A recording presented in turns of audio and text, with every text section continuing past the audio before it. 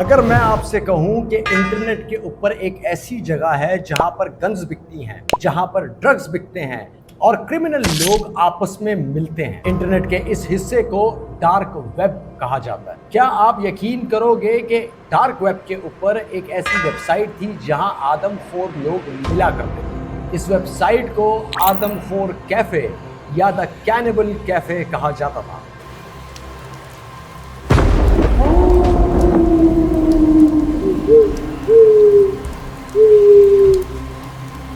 Welcome आपको एक नई हॉरर स्टोरी के अंदर। मेरा नाम आकिब मकबूल है। अगर आप चैनल के ऊपर नए हैं तो प्लीज़ चैनल को सब्सक्राइब कर लें, बेल आइकन की नोटिफिकेशन को ऑन कर लें ताकि आप ऐसी मज़ीद हॉरर स्टोरीज सुन सकें। इस स्टोरी को समझने से पहले आपको थोड़ा डार्क वेब के बारे में जानना पड़ेगा। इंटरनेट के 3 हिस्से हैं, सरफेस वेब, डीप वेब और dark web. Number 1, surface web. ये वो हिस्सा है जिस पर इस वक्त आप और मैं मौजूद हैं।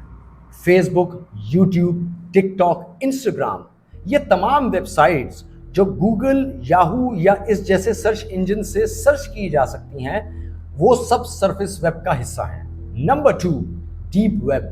ये इंटरनेट का वो हिस्सा है जिसमें ज्यादातर डेटा प्राइवेट है, जैसे कि हॉस्पिटल्स के रिकॉर्ड, एयरपोर्ट के रिकॉर्ड। इस डेटा को सर्च इंजन सर्च नहीं कर सकता। इवन कि आपका वाईफाई का राउटर भी इस वक्त डीप वेब का हिस्सा है। Number 3, the dark web. ये इंटरनेट का वो बदनाम हिस्सा है जो गूगल के सर्च इंजन पर सर्च नहीं हो सकता और आप इसे किसी नॉर्मल ब्राउजर से यूज नहीं कर सकते। इसके लिए स्पेशल टूल्स की जरूरत पड़ती है। दोस्तों, 2010 से पहले डार्क वेब पे एक वेबसाइट थी जिसका नाम था द कैनिबल कैफे। इस वेबसाइट के ऊपर एक ऐसा वाकया हुआ जिसने पूरे कानून को हिला के रखा।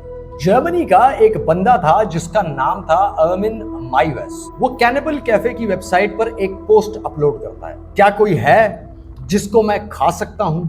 इस पर जर्मनी का एक और शख्स जिसका नाम बर्न यूगेंड है, वो रिस्पॉन्ड करता है, मेरा नाम बर्न यूगेंड है और मैं एक हेल्दी इंसान हूं और मैं अपने आप को वॉलंटियर करता हूं इस काम के लिए। और फिर इन दोनों की बातचीत आपस में शुरू हो जाती है। मार्च 2009 में बर्न जो है वो अर्मिन के घर जाता है। पहले तो ये दोनों मूवी देखते हैं, उसके बाद साथ डिनर एंजॉय करते हैं। उसके बाद इन लोगों ने कुछ ऐसी हरकतें की जिनका मैं यहाँ पे जिक्र नहीं कर सकता। और फिर अर्मिन ने बर्न का कत्ल कर दिया। उसके बाद अर्मिन बर्न के उसी तरीके से टुकड़े करता है जिस तरीके से कसाई एक जानवर के करता है। और फिर उसने बर्न के गोश्त की डिश बनाकर खाई।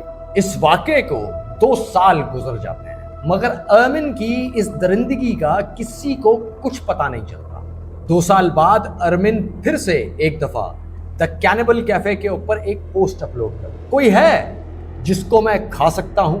इस बार इसकी ये पोस्ट देखकर एक इंसान गुस्से हो जाता है और पुलिस को कंप्लेन कर देता है, जिसके बाद जर्मनी की पुलिस अर्मिन के घर पे रेड मारती है और उसको अरेस्ट कर लेती है। रेड के दौरान उनको बर्न के बॉडी पार्ट्स मिलते हैं, फ्रिज में स्टॉक किया हुआ गोश्त मिलता है और साथ ही कुछ वीडियो टेप्स मिलती। अर्मिन ने ना सिर्फ बर्न का खून किया, उसका गोश्त पका के खाया, बल्कि उसने इस पूरे प्रोसेस को वीडियो के अंदर रिकॉर्ड कर लिया। जब ये केस अदालत में पेश हुआ तो कानून बनाने वाले लरज के रह गए और कंफ्यूज हो गए कि आखिर इस केस में अर्मिन को क्या सजा दी जाए। अर्मिन के डिफेंस लॉयर ने ये लॉजिक बनाई कि क्योंकि बर्न ने खुद को पेश किया था अर्मिन को, तो इसलिए ये कत्ल का केस नहीं है।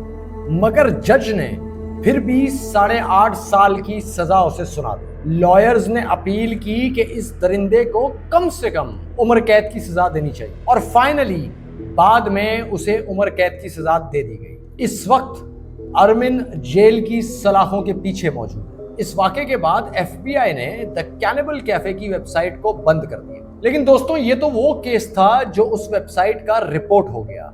न जाने ऐसे कितने केसेस होंगे जो आज तक कभी किसी को पता ही नहीं चले।